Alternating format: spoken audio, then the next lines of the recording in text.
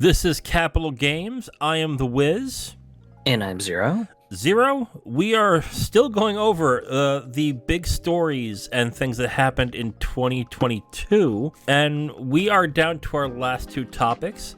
So why don't we get down to one of the main topics that we have left, and that is the release and popularity of the Steam Deck, Valve's Switch-like device that they released. Not released, but I guess became more widely available around February of this year. Since you are the one that actually got the Steam Deck this year, why don't we let you talk a little bit more about it? You've had it for 6 months, is that right? It'll be coming up on 6 months because I got mine officially in July 24th of 2022. Okay. And just pretty much Christmas Eve was literally 5 months. So I am creeping real quick up to the 6 month mark. Okay. Before we get into I would get the news and the effect that the Steam Deck had this year, why don't you go ahead and tell us more about your thoughts on the Steam Deck after having it for close to 6 months? It's been kind of fun being able to revisit a lot of my favorite PC games on the Steam Deck, especially I think really the most significant impact was during summer of this year, since I'm located out in North Texas, and we had some really wicked summer days where just the temperatures outside were anywhere from like 105 to 115 degrees Fahrenheit, and inside my home, it was, because my living room is unfortunately a converted garage, heat pulls up in my living room very quickly. Ew. And unfortunately, that's also where my gaming PC is located. So being able to just hide away in one of the cooler rooms in my house and go, okay, well, I'm just gonna, hide in another room and just play on my Steam Deck. It has been just an utter blessing to be able to do that. Just to go, okay, well, I'm gonna hide in my guest bedroom because that's the sun is currently not beaming down on that room, and I can hide from the heat there, and just being able to just kind of hang out in that room and play a game there has been just excellent. So it's been great for stuff like that. But in addition, there's also just the fact that a lot of the newer games that came out towards the later end of this year ended up being well optimized for the Steam Deck. So instead of, having a game just kind of chug or struggle to run on the Steam Deck, you had games that were just made to be optimized to run extremely well on the Steam Deck. So since it kind of revitalized my interest in PC gaming, much like kind of the Switch revitalized a lot of my interest in console gaming, because with the Switch I was just like, oh cool, I get to take my gaming everywhere, and when I want the big screen experience I can just plug it to my Switch dock and just have it sync up to my TV. And I kind of found sort of the opposite effect with PC gaming, where especially during the summer days, just there would be PC games I'd want to play, but I was just going, oh god, I don't want to sit in an 80-degree room where my gaming PC is. And of course, my gaming PC also has a NVIDIA GTX 1080, so of course that's also pushing more hot air in a already hot room. So of course, just my thought was, I want to play PC games, but god, not in a sweltering living room in a Texas summer. No. So being able to just kind of pick up my Steam Deck and go, okay, well, I'm just going to hide in a cooler room, and, I'm just going to load up Dead Cells, Hades, Neon White, Risk of Rain 2. Just being able to do that has sort of kind of rekindled my love of PC gaming. And as we've gone through most of 2022, it's been great just seeing more and more PC developers going, okay, we're going to make sure that this is optimized to play well on Steam Deck. That way, just if someone wants to play something on Steam Deck, they're not going to get like a just broken mess that just runs kind of half-assedly on Steam Deck. And I think that's really, in my opinion, what has made the Steam Deck so nice. Just the fact that you have a lot of developers now just taking Steam Deck configs into consideration and going, okay, well, let's make sure that we can ensure our game runs optimally on Steam Deck. And I think the biggest push on this has been major Japanese developers have finally gotten on board with it. So Sega Atlas has been one of the big proponents of just making sure their stuff works on Steam Deck. And it's been great to see stuff like all of the Yakuza and Like a Dragon games. They run excellent on Steam Deck. Persona 4 Golden and Persona 5 Royal apparently run great on the Steam Deck. So I mean, it's just been kind of nice to see stuff like that. And then another Japanese developer who's really gotten on board with trying to make sure their stuff on Steam Deck runs great has also been Capcom. So Capcom's been trying to make sure that the Resident Evil games run great on Steam Deck. And I believe Monster Hunter Rise, which is coming soon, is certified to run on Steam Deck as well.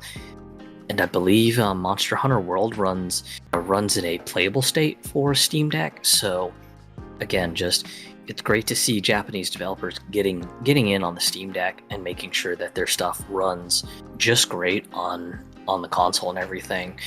I believe Square Enix has been trying to make sure that their stuff is running fine on the Steam Deck. So that's been great to see. And we'll get into it more in the news end, but this has been great with just the Asian region as well too. But we'll dive into why it's great for the Asian region when we get to just the significant news discussions this year about Steam Deck. Right.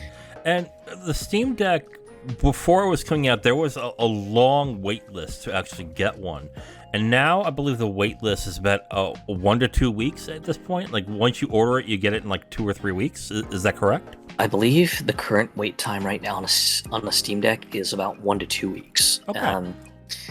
Yes. So currently, as of right now, Valve is saying that expected delivery is 1 to 2 weeks from your order date.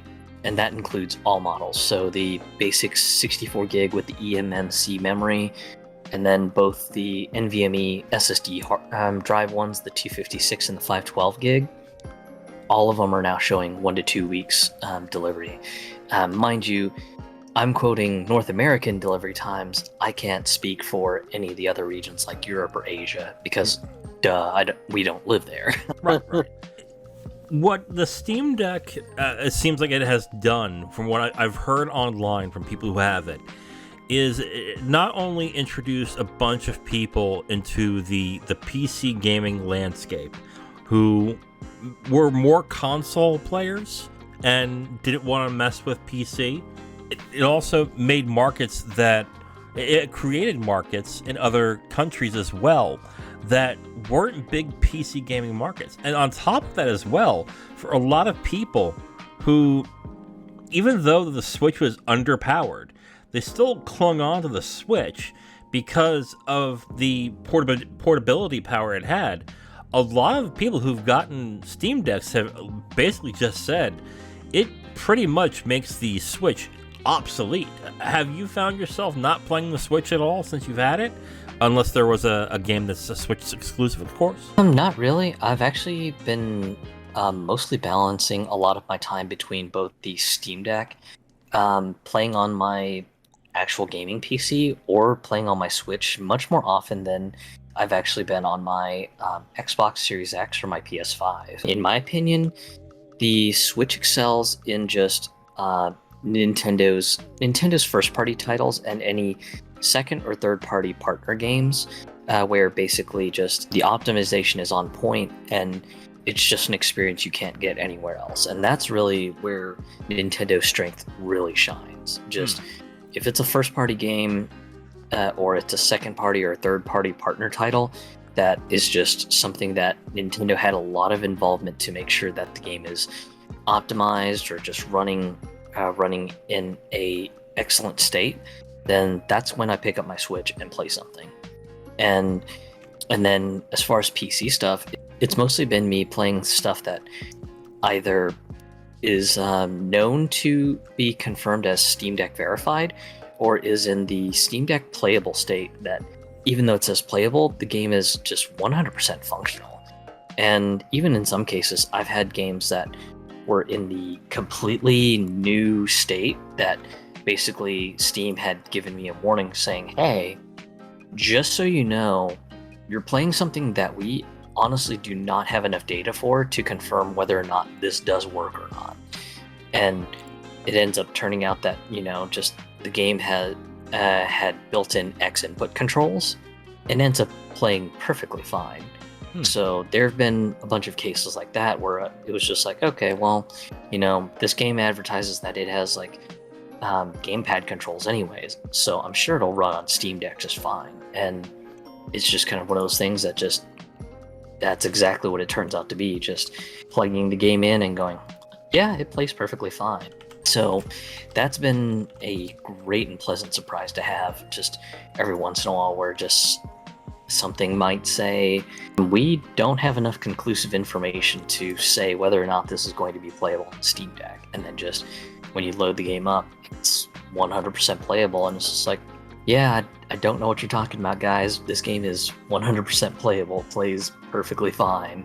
So that's been kind of one of the things that I think is honestly been the most interesting and heartwarming thing to see, just when a game that ends up being something that I want to play, and then I just go, well, I'd like to be able to play this away from my desk, so let me just go ahead and install it anyways and see what happens. And then just turns out that, hey, this plays fine. I don't know why they don't have, Steam Deck playable or Steam Deck verified on this, because this game such and such is 100% playable, and I have no idea why they have not put a little badge saying, hey, you can completely play this without issue. Now, I'm looking at sales right now, and it says as of October of last year, the Steam Deck has already sold over 1 million units. It is sold and shipped them, it says right there. So that's pretty strong sales for something that is a handheld that is at the very least $400, but the most $700 for the best one. Does these sales surprise you at all with the amount of sales that it's gotten? What is your opinion on the sales? In my opinion, it's a little bit surprising, mostly because of the fact that just you would think with the price in comparison to some of the other micro PC devices that are advertised to sort of be portable enough to play games, things like the Aya Neo and the GPD WinMax devices, on the top end versions, they've got like hardware that seems on paper much more powerful than the Steam Deck. And of course, because of that, they've got pricing that's a bit on the eye-watering side. So we're talking stuff like, I think the GPD WinMax 3 is like almost $1,400 if you get the top spec with just the fastest processor, the most SSD storage, and just all the usual accoutrements with just the top tier spec. And then of course, just here you have the Steam Deck with the top spec literally capping out at about $650. So, I mean, naturally, I would imagine most people would have been skeptical on it and been like, we'll just let some of the people with money to throw around just take the hit first and whatever, I'll buy it next year. And then, of course, the console lands in the hands of reviewers last year, and a lot of the reviewers are like, hey, this thing's awesome.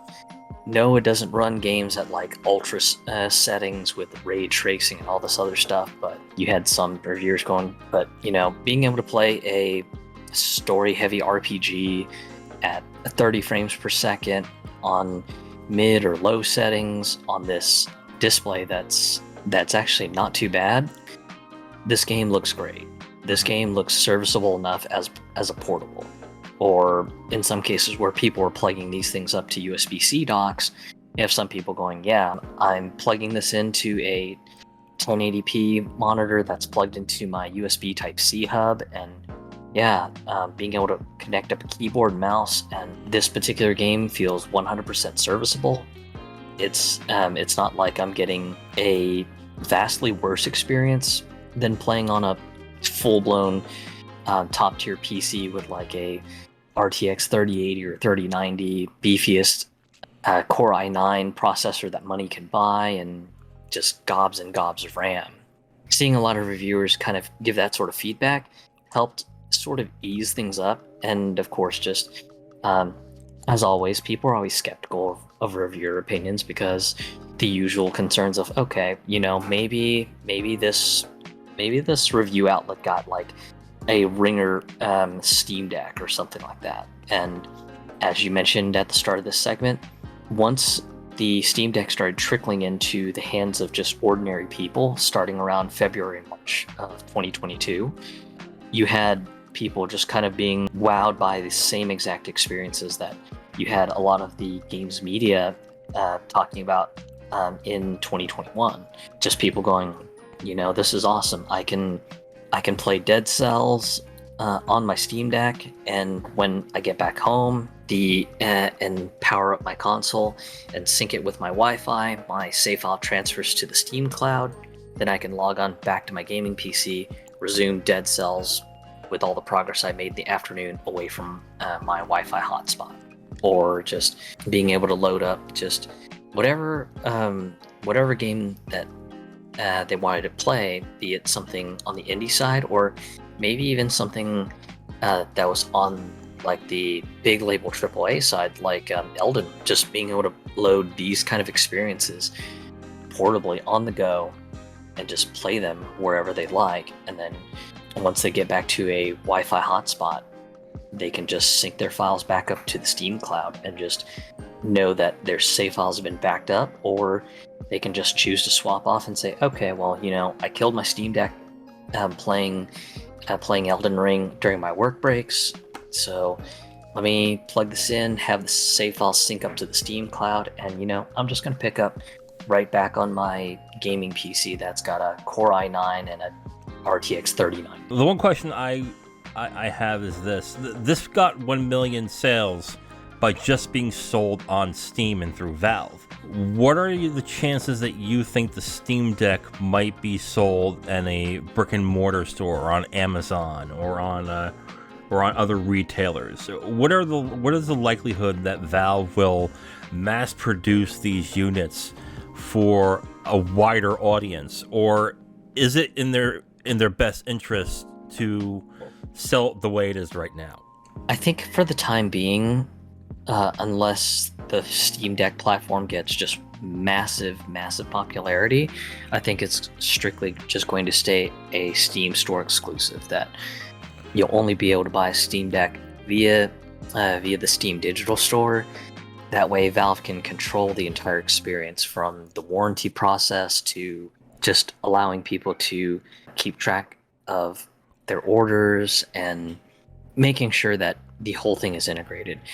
The reason I also think that Valve would want to control the whole sales experience is also because of, like with Amazon has had such a problem with things like hardware returns. And I heard rumors that there was a reason why Nintendo ended up just sort of blacklisted Amazon as being an official seller of the Nintendo Switch and Nintendo 3DS hardware for a while, just because apparently just there was a lot of mismanagement of the inventory, and just you would have people who were buying consoles and then just returning the consoles to Amazon with the people at Amazon just not checking the packages, that consoles were being replaced with rocks and bags of like flour and stuff like that. And of course, just Amazon just sort of blindly shipping these returns off to Nintendo, and Nintendo going, yeah, if you guys can't even bother to check your returns, then yeah, you're not going to be an official seller. And then Amazon having to basically be a lot more stricter with things like console returns for Nintendo consoles, that finally Nintendo was like, okay, you've done good, so you can now officially sell consoles, but you need to really police people's listings. And if someone's doing a third-party listing where they're selling their Nintendo console, you better make damn sure that people know that this is not an official Amazon listing, that this is someone running their own Amazon store to list something. And I fear that if they were to partner up with Amazon on this, that I could see sort of a similar thing sort of kicking up, where you'll have people going, sweet, let me buy a Steam Deck from Amazon, but since we know Amazon is just shitty at checking returns, I'll just put like a few slabs of stone inside my Steam Deck box, return it to Amazon, and Amazon will be none the wiser. Great, I'll get my money back, and boom, free Steam Deck for me. So, and then of course, I imagine just the headache Valve would have to deal with if Amazon were to go, yeah, so we had a whole bunch of like Steam Deck returns, and then Valve to get the Steam Decks back and go, what the shit is this, Amazon? This is a whole bunch of boxes that have like stones, bags of sand, and bags of flour. These are clearly not Steam Decks. And then Amazon to turn to Valve and go, not our problem. These were the returns we got, and we verified that these were legit. How do we know that you didn't swap them? That, in my opinion, is why I think Valve wouldn't want to partner with Amazon on this. But as far as big retail stores like Best Buy, Target, Walmart, I just don't think that the Steam Deck has sort of reached the mainstream mindset. So most people would probably look at it and just kind of go, I don't get it. Since it's kind of hard to, just explain that, yeah, Steam is a giant digital store. You don't buy Steam games at a retail store. You buy them on Valve's digital store. But hey, Target and Best Buy, we do sell Steam gift cards. We do sell some PC games that have a Steam key card inside. But yeah, this is for a console that is 100% all online. And of course, with most people not too familiar with stuff like the Steam Deck, I think it would end up just sort of sitting on shelves just collecting dust until somebody actually does some better at retail level marketing for the things. So I think that's another reason why I think the Steam Deck is really just going to be mostly relegated to something that will live on the Steam store, just to buy the console, and then just have Valve completely manage the warranty experience as well too. A lot of people I've seen online are saying that they think this could be another console developer of sorts that could rival Nintendo, Microsoft, and Sony in that space. You do not see that at all? Not with Nintendo, mostly because people who buy Nintendo consoles are mostly interested in Nintendo IPs, or Nintendo IPs that are released from partner studios that are either second or third party. So your Fire Emblems, your Pokemons, sort of joint projects, kind of like Bandai Namco and the Pokemon Company working on new Pokemon Snap. Those are the type of people that would buy a Nintendo console. Just completely different market than what the Steam Deck is selling. So in my opinion, I don't really see just much cross competition between the Steam Deck and the Nintendo consoles. That being said, I know that there's some people who are saying that feel that the Steam Deck could be potential competition for stuff like PS5 and Xbox Series X. And honestly, I don't really see competition there, because most people who buy a PS5 or an Xbox Series X, their interest is in just eye-watering visuals, just something that can take advantage of their 4K display, or if they're just made out of just gobs and gobs of money, a 4K gaming TV that also has variable refresh rates with something like a crazy 120 hertz display or something. So PS5 and Xbox Series X, those are going to be for just the hardcore graphic junkies that don't want to dip their toes into PC gaming. I think the Steam Deck is kind of one of those things that sort of fits into sort of an odd niche, where it's a device for PC gamers, but it's also for the PC gamer who doesn't want to be sort of locked down to a big bulky gaming desktop, or a PC gamer who they may have a laptop, but just maybe the laptop isn't that great for gaming, and they have collected a bulk of Steam games in their library. So maybe the Steam Deck is kind of like an alternate way to get their gaming fix in, because maybe the laptop that they have at home is maybe like a working machine, something that they just do stuff in Microsoft Word and Microsoft Office and PowerPoint, but the idea of running a game on this machine is just a no-go. Let's get into what the Steam Deck means for the gaming industry as a whole. I mean, PC has been, I would say, sizable. Not a big size, but a sizable amount of gamers that were there that play exclusively on PC or play a lot of PC games. I think the majority of gamers are console gamers. What do you think? What do you think that means with that kind of differences? Do you see more people with the Steam Deck switching from console gaming to PC gaming, or is this something where PC gamers are just much more interested in this device and are going to stick with that device? This is kind of interesting because I really think that the Steam Deck is a great complementary device for the PC gamer, mostly because of the fact that you're able to just now take your PC games with you on the go. I think it's also, in a sense, a complementary device for console gamers as well too, because instead of having to pick and choose and worry about like the configuration of a gaming PC, or just making sure that if you're buying either a pre-built gaming PC or a pre-built gaming laptop, making sure that you're buying the right configuration that is optimal for gaming, the Steam Deck eliminates all of that by saying, hey, this is a device that is made for PC gaming. It's got a base spec that will cover most PC games. It may not cover all PC games, but it'll play the majority of things out there in the market. And the best part is, generally you don't have to worry about too much with the Steam Deck, because there are a lot of games that are playable. And while Valve isn't necessarily making the guarantee that you can play everything, it's mostly easy to suss out which games are perfectly playable and which games are not, because they've finally gotten the Steam Deck verified badges presenting properly for most game pages. And honestly, Valve also makes it very easy for developers to get their games Steam Deck certified as well too. I think that's really where I kind of see the placement of the Steam Deck, to be honest. What would you say is the thing about the Steam Deck that is the most important point that we should get across to everybody as to its importance for this past year?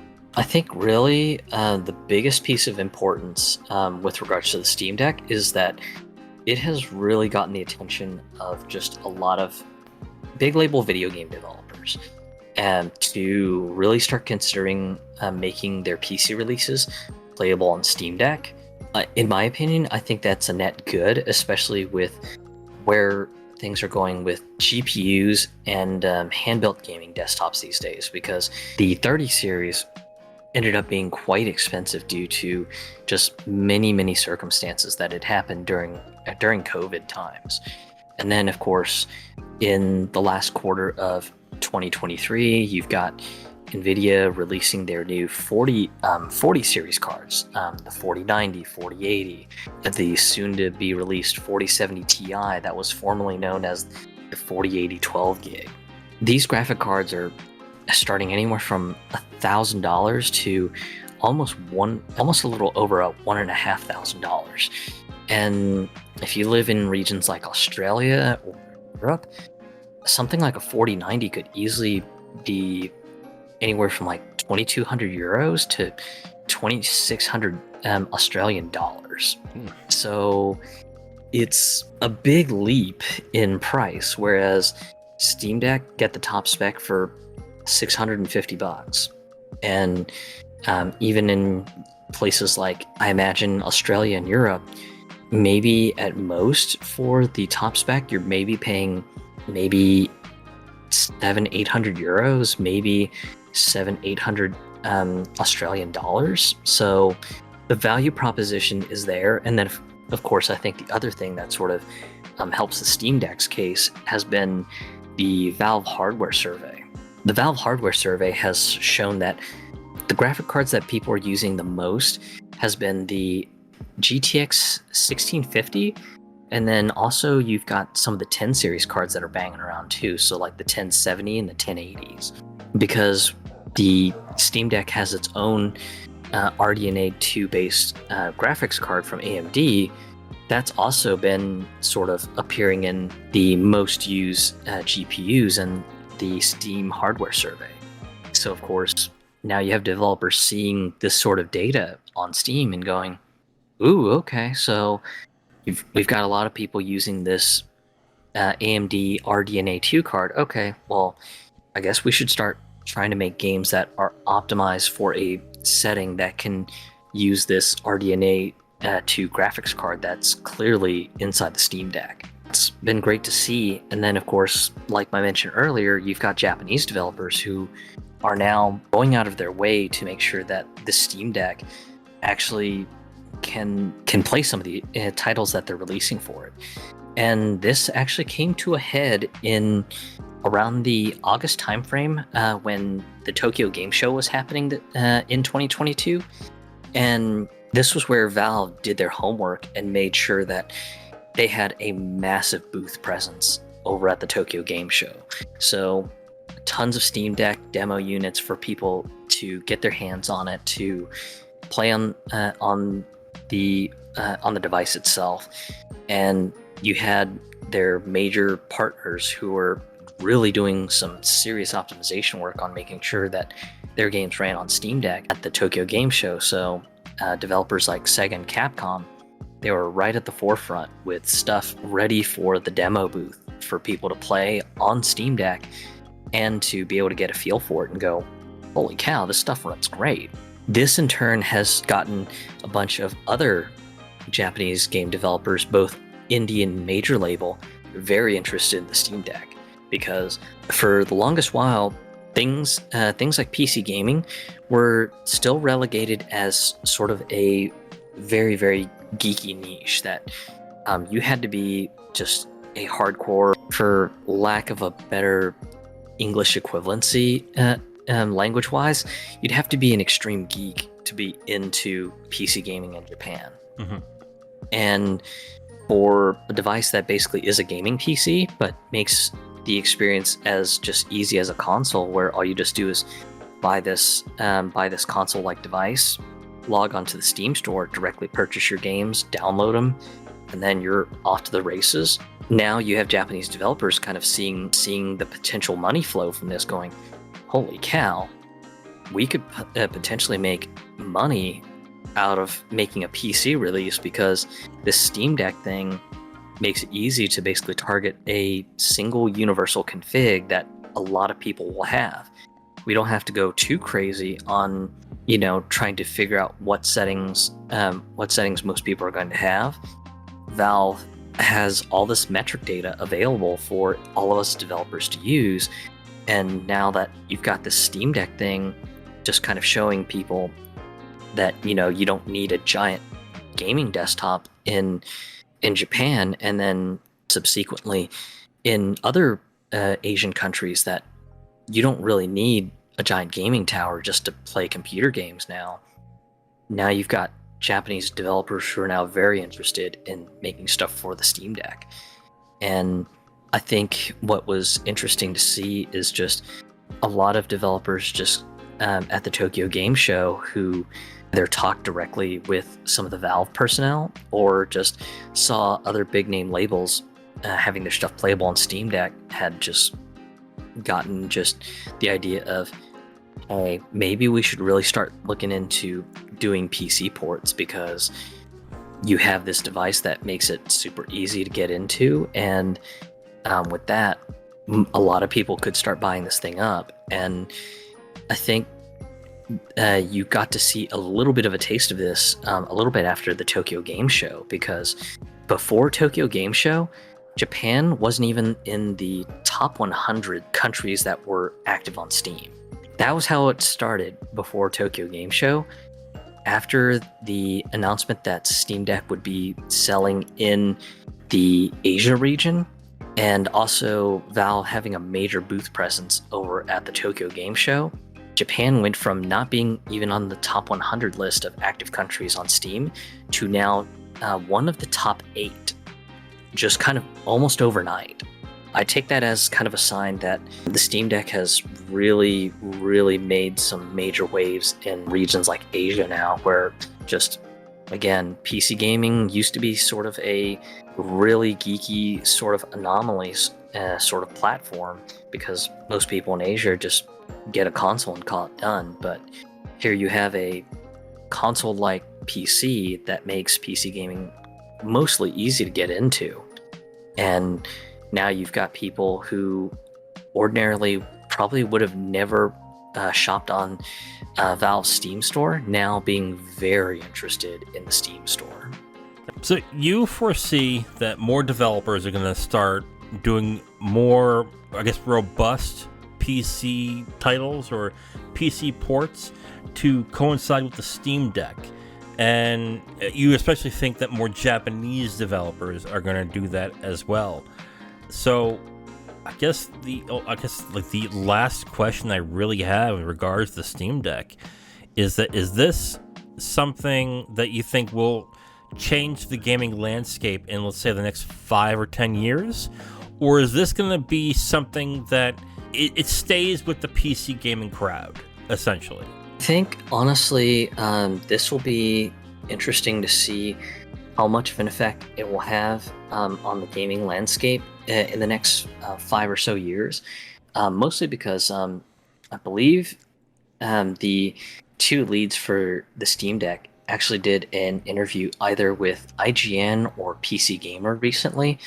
I forget which, but on one of the topics of discussion was if there was going to be a iteration on the Steam Deck coming soon, or if there were plans to make a more powerful Steam Deck, or something like a pro version of a Steam Deck. And I believe the folks from Valve ended up saying something to the tune of, honestly, performance is not really the biggest importance right now on the Steam Deck, because they feel that they want to keep the focus of the fact that the Steam Deck should be a portable gaming PC at the forefront.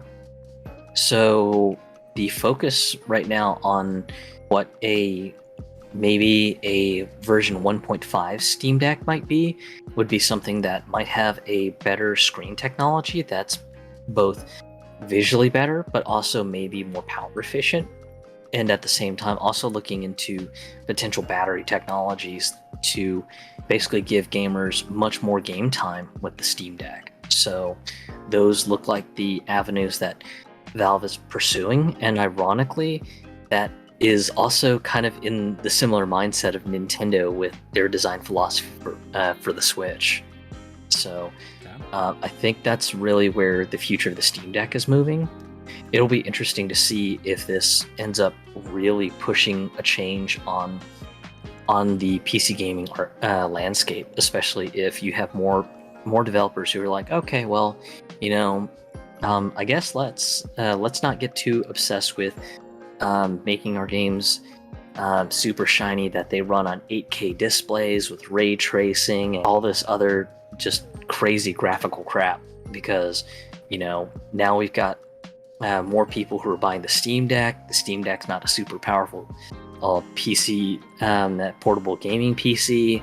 So, maybe let's focus our efforts on making a graphics setting that just runs the game serviceably, but still looks pretty enough that when you play it on the 7-ish inch screen that the Steam Deck has, it doesn't look like complete crap.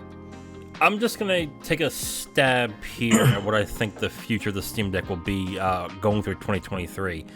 I think by the end of the year it will hit 2 million, and then I would say Game Awards time, or maybe slightly before then, they'll announce an update to the Steam Deck with better specs and maybe some refinements in there as well.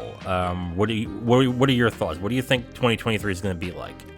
Honestly, maybe they might have an announcement, but if the announcement is a device that has like better specs and stuff like that, I don't think it'll be a Steam Deck sequel, but I think it might be kind of like a Steam Deck Pro, just maybe something that might be a little bit more enthusiast targeted. So maybe a beefier processor, maybe a beefier graphic card that uses AMD's RDNA 3 technology, maybe better battery optimization because they've got the SteamOS running a little better, and they've got some optimization tricks under the hood that they can leverage. Maybe they use fans that have better power efficiency that can run faster but consume less electricity. The sky's kind of the limit. And but yeah, I definitely think that there is a possibility that towards the end of 2023, maybe before or during the Game Awards, you could possibly see Valve making an announcement of a slightly more powerful Steam Deck. Yeah, I don't think it's going to be a Steam Deck 2 or a Steam Deck Pro. I just think that they are maybe along the lines of what they do with the iPhone or like with cell phones and stuff like that. Just say, oh, we're updating it. We're giving it a slight bump in power. We're giving it a little more RAM and do it along those lines. I don't think they're just going to say, oh, new Steam Deck, we're doing something wildly different. I think this is going to be an iterative process. And it's not going to be like, if you don't have this one, games just won't. If you don't have this one, it's not going to be like a marked improvement. It will be a, how do I put this? Just like with cell phones. Like, if you want the best one, here it is. But it's not going to be such a marked difference that you're going to feel gypped if you have the earlier ones, is how I would put it, really. I think what I would like to see happen a little bit more is maybe to see games that have some sort of proprietary anti-cheat, to maybe try to either update their anti-cheat to a version that plays nicely with Linux, because the Steam Deck uses SteamOS, but games that don't have a native Linux version, then the Steam Deck will use Proton as an emulation layer to basically emulate Windows in a sense to get these games to run. The problem is, right now you have some games that use some sort of anti-cheat, and when the anti-cheat detects some sort of weirdness that, you've got an OS on top of an OS, then the anti-cheat will freak out, and in some cases can result in you getting banned. A big example game that I would like to see updated would be Destiny 2. Destiny 2's anti-cheat is an old version, but I believe that it's using the same anti-cheat as games like Ark, the little survival game. And the most updated version of Ark actually uses an updated version of anti-cheat that actually plays nicely with the Steam Deck. And of course, you've had a outcry from the Destiny community saying, hey, Bungie, so can we get an update on the anti-cheat? Because a lot of us would love to play Destiny 2 on a Steam Deck.